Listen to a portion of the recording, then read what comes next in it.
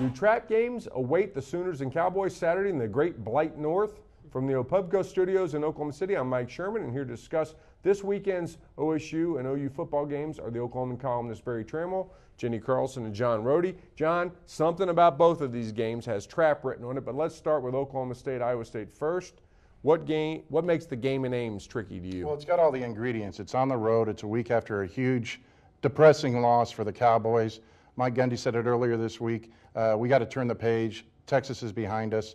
Can't overlook anybody, Jenny. You got to win these games. OSU's done a very good job of winning games they're supposed to win, and they need to continue. Yeah, and I think that to add to the trap factor, I think Oklahoma State, when they watch film, when these players watch film, they're going to say, we are so much better than Iowa State athletically. I don't think there's any question that Oklahoma State is a step above Iowa State athletically. And when you get that mentality of we're that much better, and then all the things that you mentioned, John, I think this does have a trap written all over it, but I still like Oklahoma State's chances. I just think they're that much better than Iowa State. Well, I mean, I think OSU is that much better than Iowa State. But part of the reason it's a trap game is Iowa State's a lot better than we thought.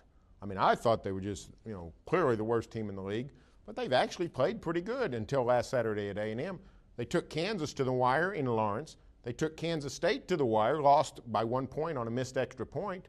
They beat Baylor. This is not a bad team. They're 5-3. They're playing for bowl eligibility. So Paul Rhodes has done a nice job. Oklahoma State's going to have to show up and play halfway decent to get this win. Iowa State beat Nebraska, and they get their quarterback back. But, as you look at the post-Texas syndrome, OSU really doesn't have much of a problem with that. The numbers show that during the Gundy and then back to the Miles era, they're pretty much the same team before Texas as they are, 5-3 after Longhorns. But, Jenny, there is one thing about this is they got hit hard last Saturday night. I mean, Texas's defense came in and did what they did to the Sooners too. They put a hurting on them. Yeah, definitely. I mean, I think that is the biggest thing to me that I think was maybe a little surprising to Oklahoma State was just how good Texas defense was. I mean, I think everybody knew this is going to be the best defense that they've seen all season, but to then see them live and in person, the way that they brought their athleticism, and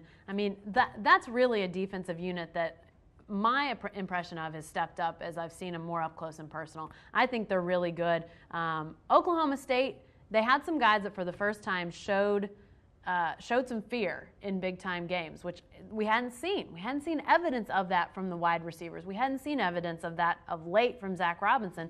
And so that big spotlight, they wilted under a little bit. They're going to have to get it back together and in short order because you don't want to go on the road to Iowa State and lose a game. I mean, Des Bryant and Kendall Hunter have been gone all year, but last week was the first time they found out what life was like without him against a good team. They had been unbeaten without him. And but they were poor teams. Let's be truthful about it. And Barry, the Texas game should teach them we got to be this much better to succeed without Dez and without Kendall Hunter. Well, and I think they will. Oklahoma State has done a pretty good job of as you mentioned, beating teams they should beat. So, but it is a trap game. There's no doubt about it. It's a place where bad things can happen to you. Oklahoma State hadn't won up there since 1997. Now, turns out the 2 years they've been to Ames since then have been their two worst teams during that stretch, just bad years, 01 and 05. Oklahoma State has the better team this year, so they should win. Okay, now the Sooners head to Lincoln to face the offensively challenged Cornhuskers, but this is a game that pits two of the nation's best defenses, and since there aren't any conference titles on the line or anything like that, how about this title for being on the line? Who is the nation's best tackle football player? Well, it's a great defensive matchup. It's an old-fashioned Oklahoma-Nebraska game where first one to 17 might win, and I think it's going to be a fun game because of that. The gods are smiling upon the Sooners playing in November at night in Lincoln, and it sounds like the weather's going to be nice. Maybe kick off in the low 60s and going down into the 50s. So it's going to be a decent weather. But Mr. Sue and Mr. McCoy are fantastic players, and they're surrounded by other good guys, though, too. I mean, Click, the other defensive tackle at Nebraska, Big 12 Conference Defensive Player of the Week this week. Nebraska's got a big-time defense. What strikes me as funny, John, is this. Bo Pelini's charge when he was hired is, you got to fix this defense. We've self-destructed on defense.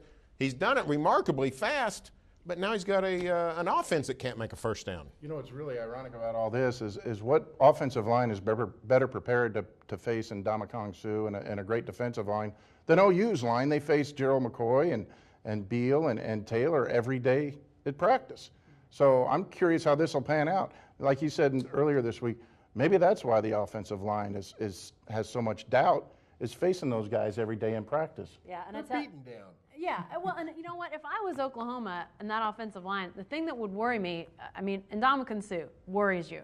But to me, almost as worrisome is this Jordan Click character who gets 5 sacks last week. I mean, this is a guy that nobody really knows anything about, and all of a sudden, he's showing he can get the job done. So you've got not one guy to worry about, but 2 guys, and maybe more. This is really going to be a great test, and I hope, and I can't imagine they won't, but if TV doesn't isolate McCoy and Suh and give us a big heaping dose of those guys in instant replay, play after play, I'll be very disappointed. This is going to be a great matchup that isn't. They're not matching up against each other, but obviously it'll be great to see them both on the same field at the same time.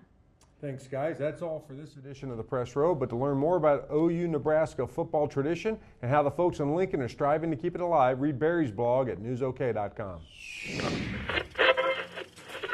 Let's see it.